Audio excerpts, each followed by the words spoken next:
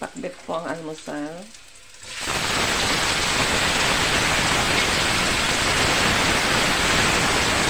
Masarap ang pakbet kapag marami ang kamatis. Maniba lang ang kamatis na ginamit ko.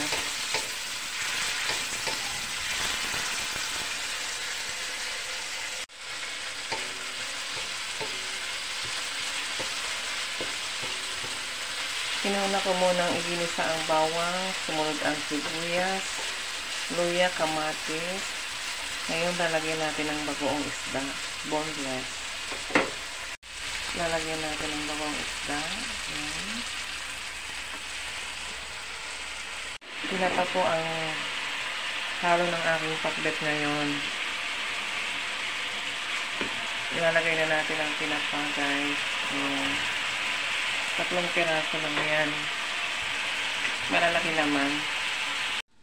Tinakpan ko para hindi po masunog. Niluluto ko po sa mahinang apoy lamang. Ngayon bubuksan natin at ilalagay natin ang mga gulay. Ayan, hindi po ako gumagamit ng tubig sa pakbet.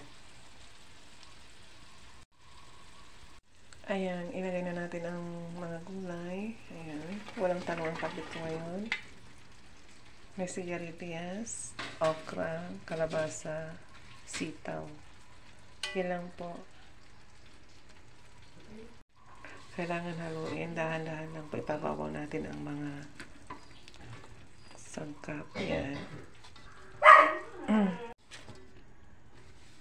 Dahan-dahan lang po ang paghalo. Ipaibabaw natin ang kamatis. Yan. Tapos, guys, yan, nahalo na po. Tatakpan natin. Lutuin natin sa mahinang apoy. Ganyan po ako magluto. Hindi ko po nilalagyan ng tubig ang aking pinakbet. Po tayo ng pamenta, ha? Ayan. Takpan natin. Ito na ang aking pakbet. Ako, napakasarap po na ito. Nagkaroon ng sabaw kahit hindi ko po nilagyan ng tubig. Dahil katas po ng mga gulay yan. Patayin na natin ang apoy dahil luto na. Ayan, luto na po.